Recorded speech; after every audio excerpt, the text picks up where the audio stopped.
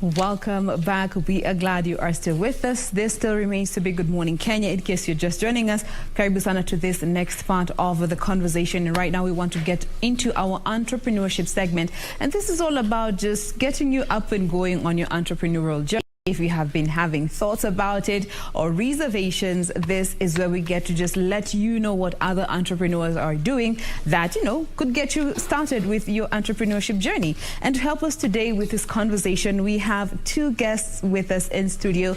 I'll start with the only gentleman with us in studio this morning. To my extreme left, he is Mr. Nick Onwonga, who is the CEO of Inua Sales Limited. Karibu sana, Nick. Good morning, Jane. Thank you for having me. Karibu sana. Thank you for being with us today. And to my immediate left, we have with us Jayne Mangoa, who is an entrepreneurship with Tupperware Kenya. Good morning, Jayne. Morning. Karibu sana to Good Morning Kenya. Thank you very much. Good morning, Kenya. Thanks for having me. Absolutely. Now, if you have any questions or any comments or just need clarifications in regards to this conversation that we are having, we're welcome to interact with us using the hashtag Good Morning Kenya on Twitter. At KBC Channel 1 is the handle, and my handle is at Jain Wambui. So let me start with you, Jayne, because many a times you find kawaida mwananchi, I see people trying to sort of categorize themselves. Some saying I'm self-employed, others saying I'm an entrepreneur. From where you stand and from what you have seen over the years, is there a difference between being self-employed and entrepreneurship?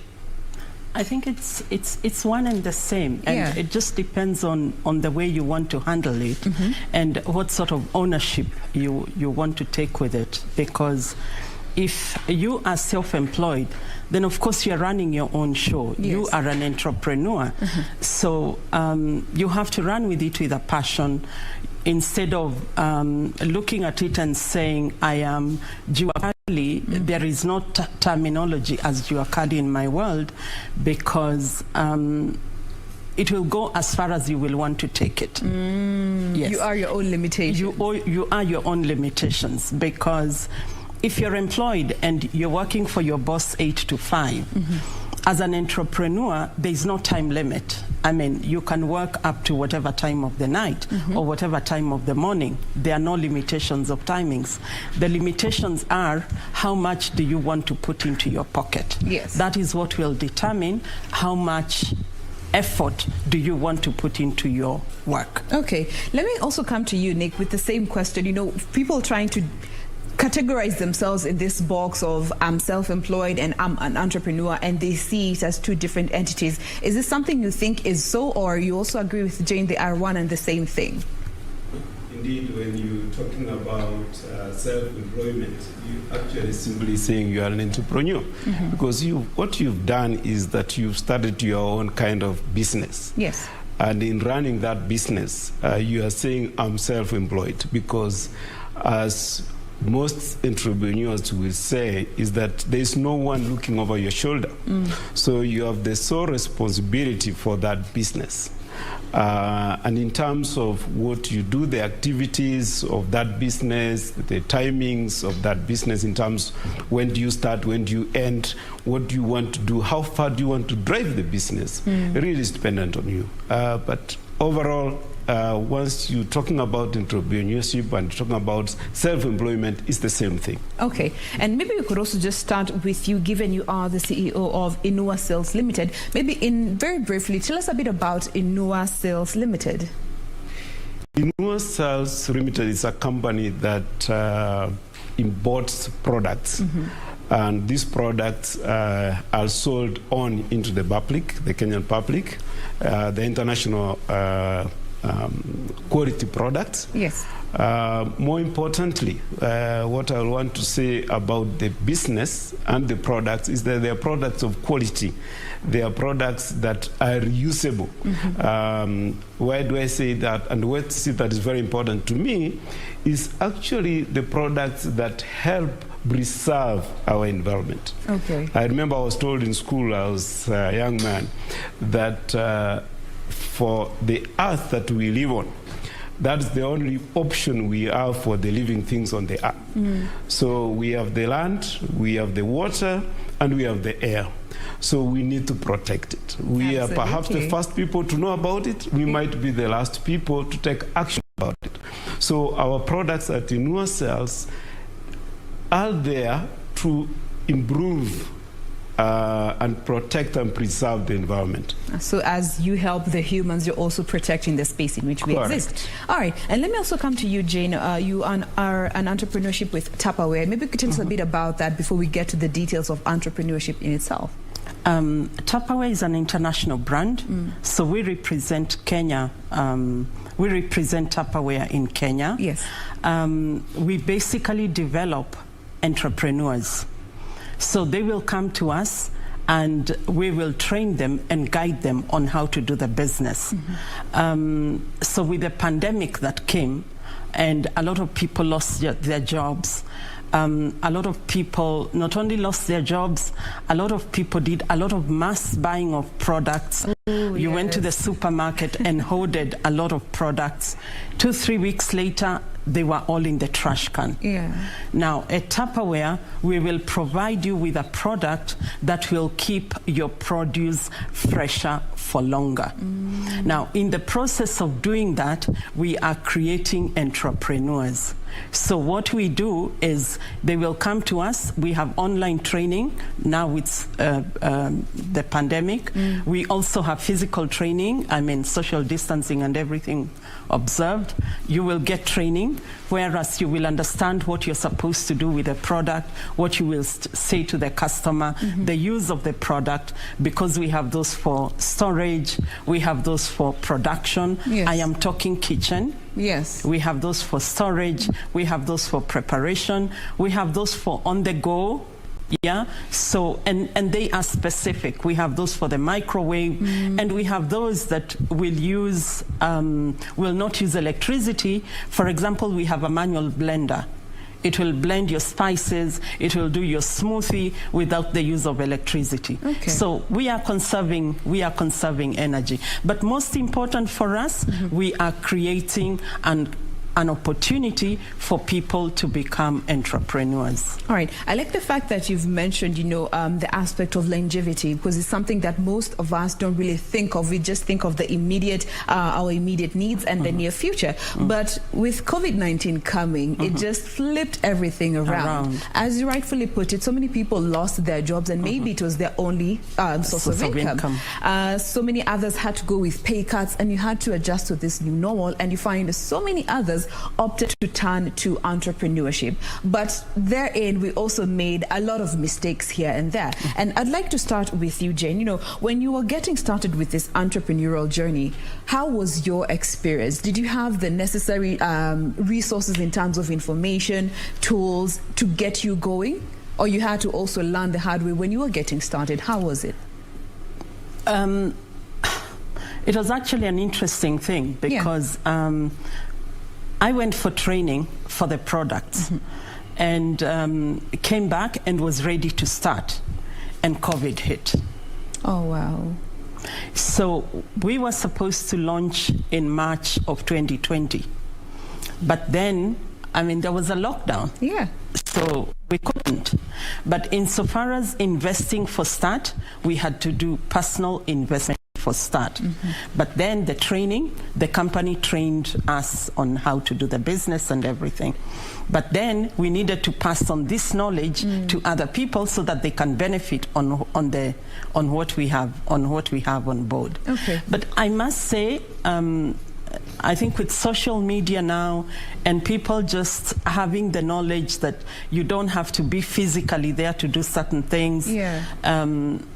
And of course, the need for people to need products that will preserve their produce longer so that they don't have to keep going back to the market to do shopping and what have you, has created the awareness in the market for people to come back and basically referrals.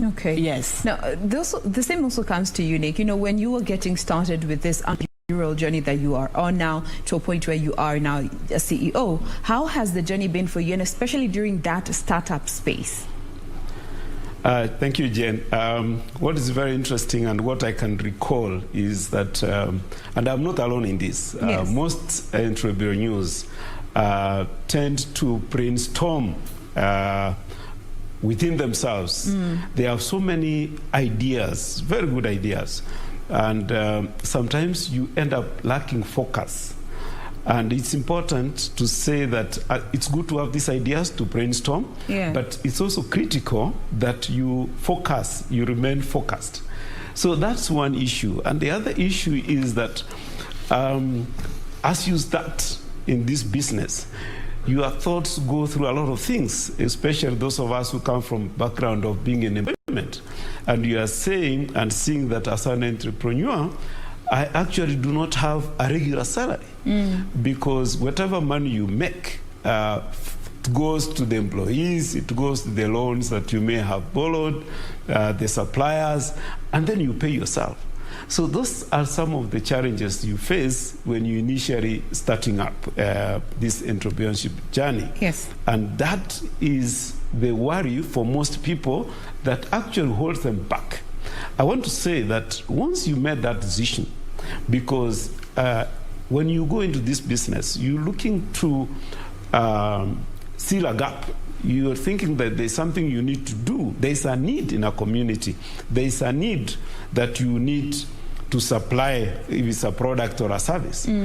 It's important that once you made that decision, you actually move to the next step. Yes. Because most entrepreneurs or most people want to start their own business end up there, just thinking about it and not doing anything about it, because they have so many ideas in their mind of what they can do. Okay. It's challenging initially, but at the end of it, it's fulfilling. All right. Yeah. Now, still looking at that space where you're looking to start, get into this entrepreneurship journey, therein comes in the question of finances, which you find is something that holds so many people back, because normally we want to start when you have, I need, let's say, an average of 500,000 to start a business. You find an individual will not start until they get that 500,000, and it might not be readily available. When it comes to looking for financing, when you're looking to start a business, and especially during this COVID times, we saw banks be hesitant about loans and the likes. I mean, even the stats were just given, Kenyans were taking an average of up to 4 billion of loans in a day. When it comes to the financial aspect, and I'd like to start with you, Nick, the financial aspect that you need to understand before you get started with your business, should you wait until you have it all, or you just start with what you have where you are? Which has worked for you? Thanks, Jane. I must admit, and I must say upfront, that you will never have enough to start a business. You will never be able, and there are very few people who are able to have sufficient funds to start a business. You will always find that you have a financial gap.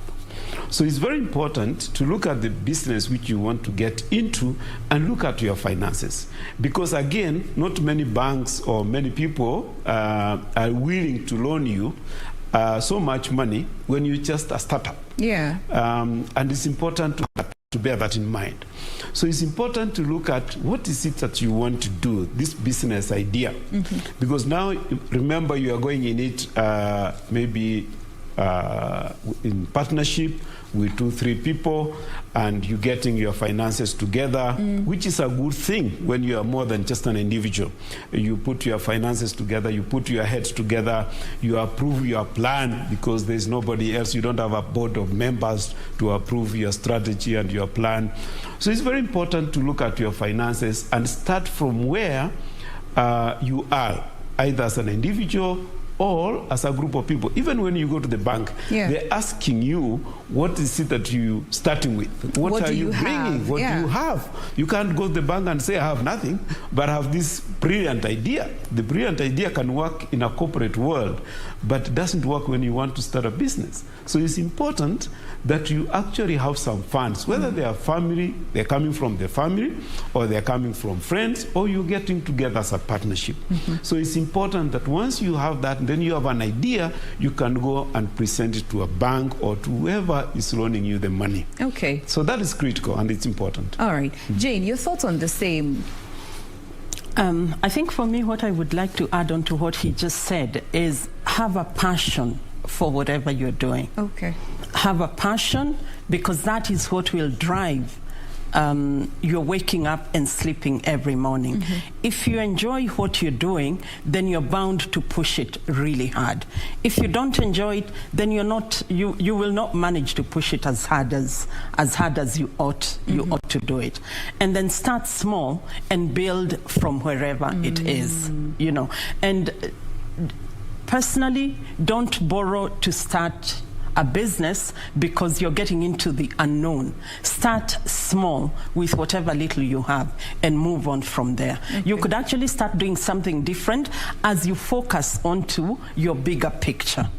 Yes, but always have a passion. Always have a passion. And that now comes back to changes that you have to make in order to align with entrepreneurship. You know, I like that you mentioned, you know, coming from a background where you are employed, you are used to, after 30 days or 14 days, depending on your country and your company, there's a pay that comes in.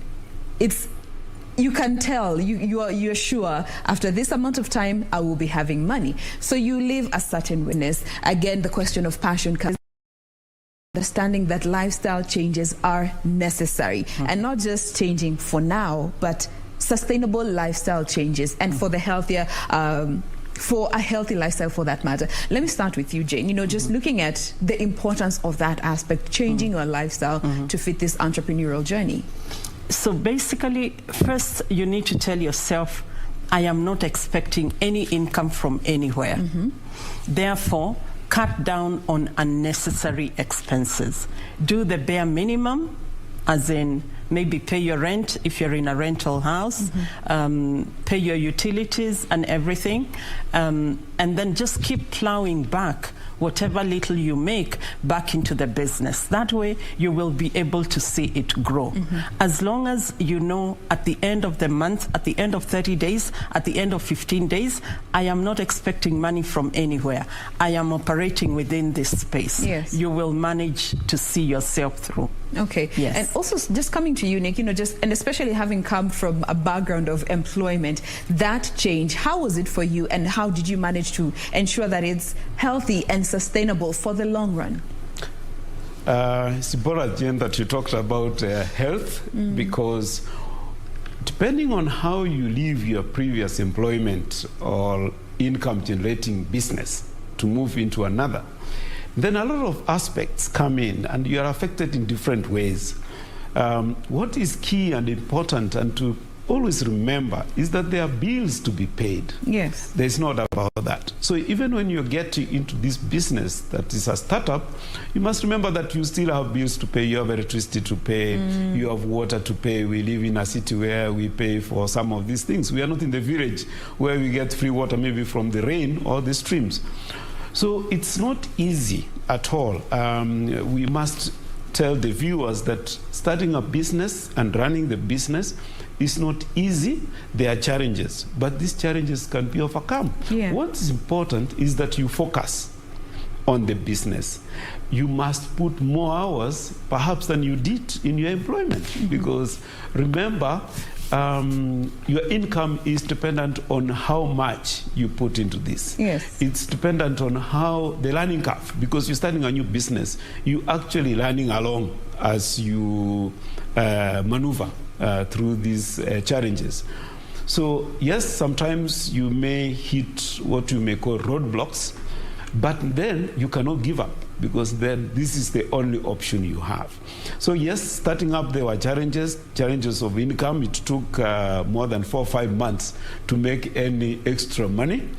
But having said that, when you have now grown and the business has grown and you can see income coming in, and you actually you do not only improve your own income as an entrepreneur, there are rated businesses that also grow along with you, your suppliers and other people of services and products.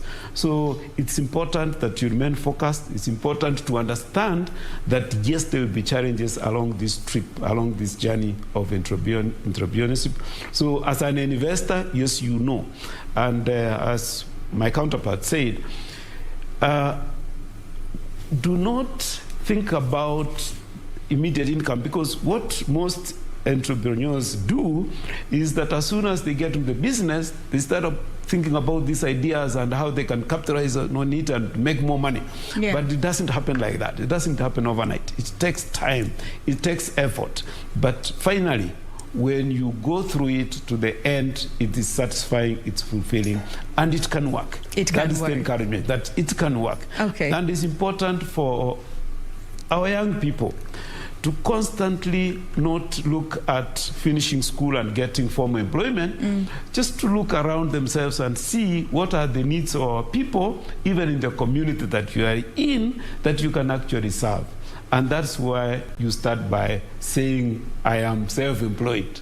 And that's how you can create job opportunities, because even in being an entrepreneur, you employ people, you innovate, you have new products, and it creates competition, which at the end of the day, that most people may not know, it challenges the existing firms, meaning that the costs will finally come down, and you will get that the business becomes profitable with time. All right.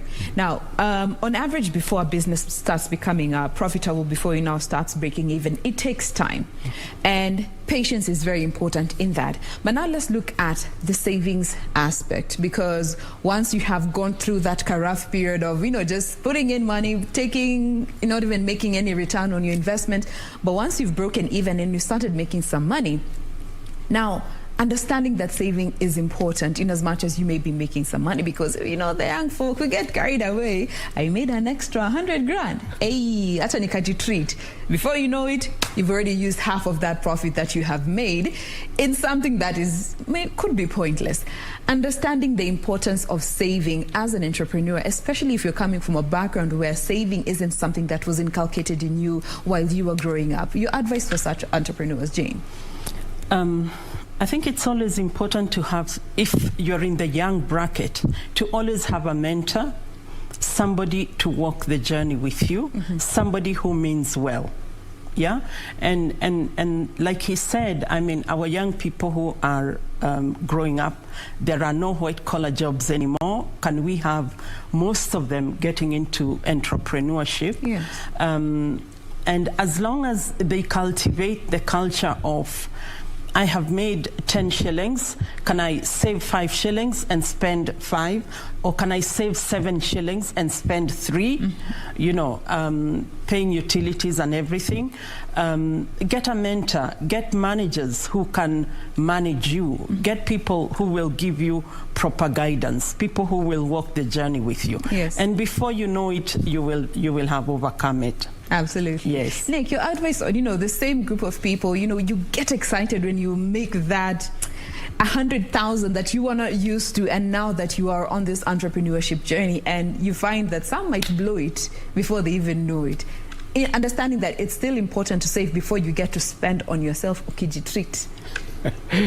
Yeah, true, Jane, because what happens to most of us, we come from a background where we were not taught that saving is important.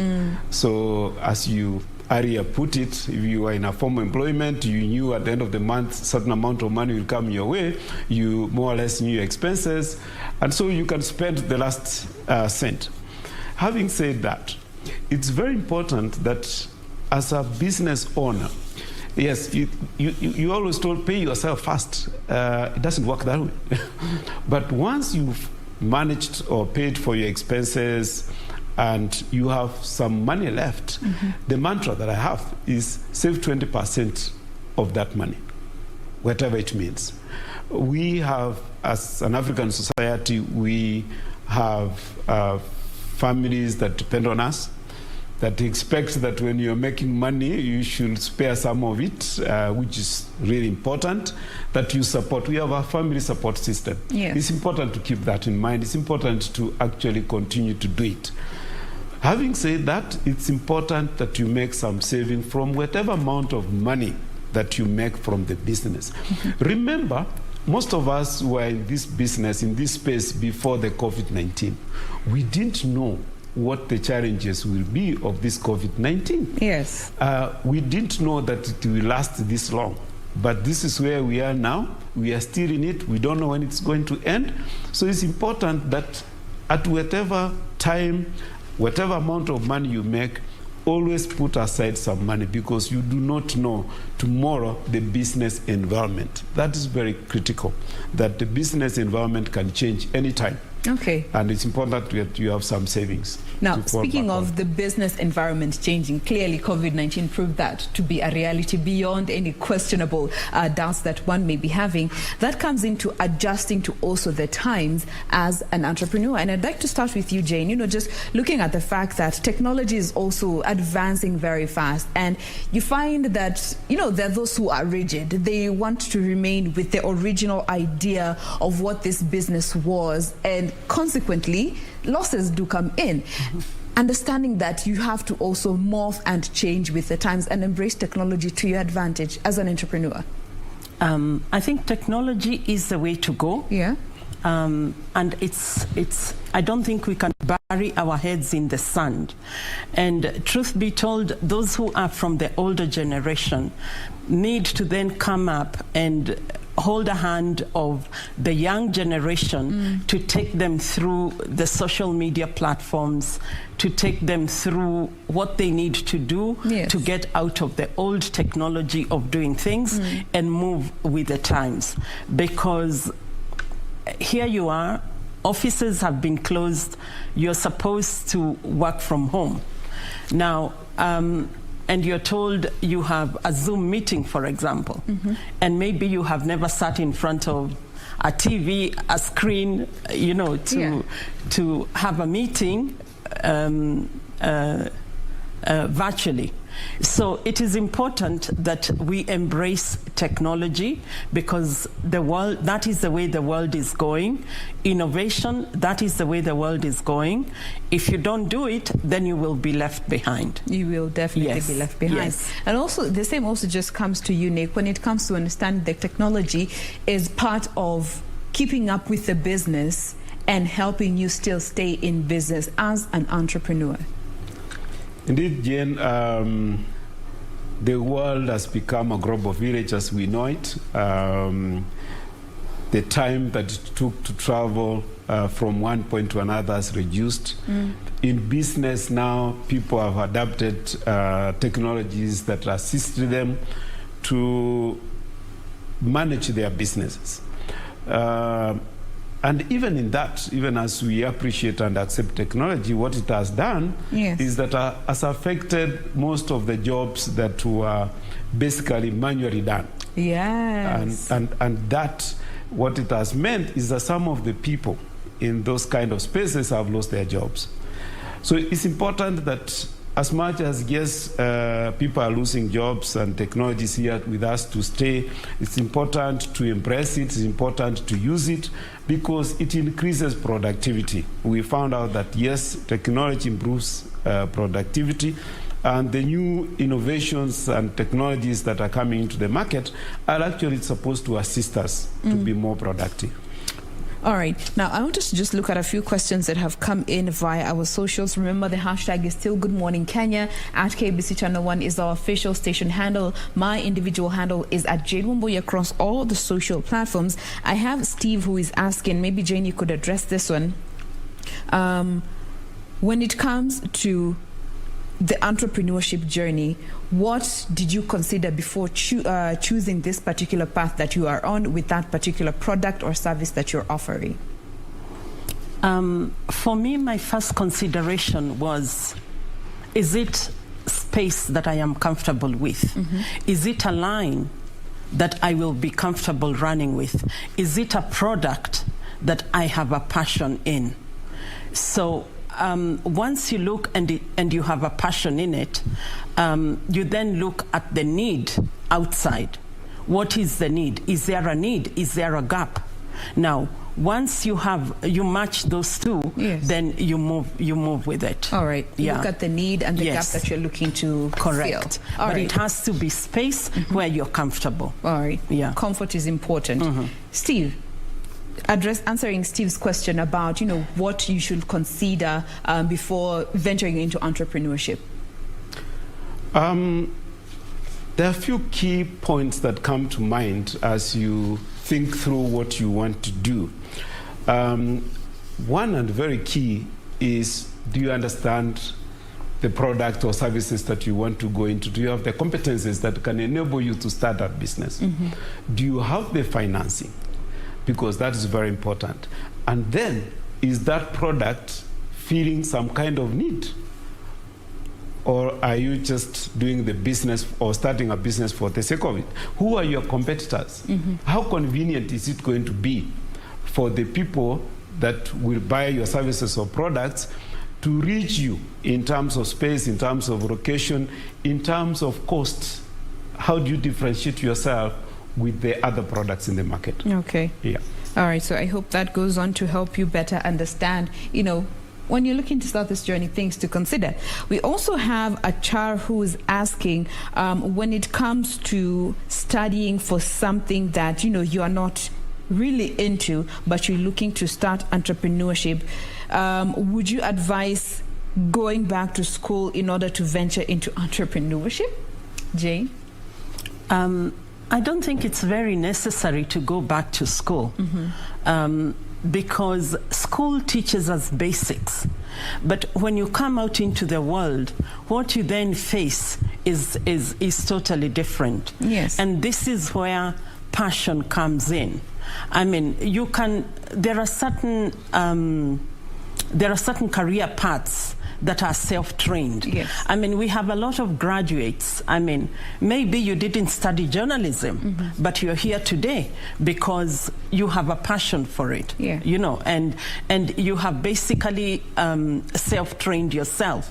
There are certain career paths that you don't necessarily have to go back to school as long as you have a passion for it. However, if along with the way you find that whatever you studied, you don't have a passion for it, and you want to go, for example, you did engineering and now you feel you want to be a doctor, then of course you've got to go back to school to study medicine. So it depends with what journey on the line or path that you're looking to get into. Correct. All right. Now let me take this one. Maybe Nick, you could take this one. I'm asking, when it comes to farming, I feel it's an underrated entrepreneurship opportunity for so many young people. They should really look into this and make the most out of it. Your thoughts on that? I am not a farmer, but I have thoughts about farming, our own farming. If you look at where we are, and you're looking at the conserving the environment, and then farming comes in, and when we encourage our people, even in the towns, to grow what you call a kitchen garden, or grow some vegetables, what does that translate to? It's actually telling people that try as much as you can and assist in eliminating pollution that comes with transportation of farm produce. So I've started from very far. But having said that, it's important that, yes, when you look at the businesses that we have and you're looking at farming, farming is one aspect of the business that will never go out of fashion. Because people must eat. Everybody needs food. Yeah. Food must be provided. And we never have enough. We are importing very basic things like maize from Tanzania, from Uganda. We are importing eggs. So yes, I agree with our viewer that farming is important and is underrated, and also that the young people, because perhaps they do not understand what it takes and what it involves, in other countries like Australia, farming is done by a very young generation, people in their 30s, in their 20s. In Kenya, it is us, the old people, who are going back to the farming, to the farms to farm. Yes. That's not how it should be. Farming is important. Farming is can give you money, just to put in simple terms. You can create wealth from farming. So I like to encourage the young people to get into farming, and now we have new technologies can improve productivity on very small portions of land. So don't wait until you are very ripe in age to decide that you want to become a farmer. Now, as we close this particular conversation, let me start with you, Jane. As an entrepreneur, this last question from Wanja, who is asking, how do you determine what to pay yourself? Interesting. You determine what to pay yourself depending on what you have made. Now, I think as an entrepreneur, before you even pay yourself, look at what bills do you have. Because your bills are what will determine how much you're going to pay yourself. Yes. And in a lot of instances, you actually tighten the belt as an entrepreneur because, like we said earlier in the conversation, as an entrepreneur, you do not know how much you're going to make next month versus this month. So do not say, I have made this much, and therefore, let me spend whatever figure it is. Look at what your basic needs are, work on it, and rather look at your 6 months income, then spoil yourself rather than spoiling yourself every month. Every single month. Because you do not know what the next month holds. You don't know how the next pay cycle will look. Correct. The same also for you, Nick. Very briefly, as we get to close, we have under a minute to go. But when it comes to determining how much to pay yourself as an entrepreneur? For me, it's simple arithmetic. I see how much I've made after I paid all my bills, and then I save a minimum of 20%. If I make more, I save more. But I make a saving of 20%, pay myself the rest. Okay. All right. So we do hope that helps you better understand how to go about this question of how much to pay yourself. Don't pay yourself half of what you make. My friend, you don't know how next month will be looking. Yes. But that brings us to a close of this segment. This has been Entrepreneurship. We have been speaking with Jayne Mangoa, who is an entrepreneur working with Tupperware. And we also have Nick Onwonga, who is the CEO of Inua Sales Limited. Thank you so much, lady and gent, for being with us today. Thank you. Thank you, Jane, for having us. Absolutely. Thank you.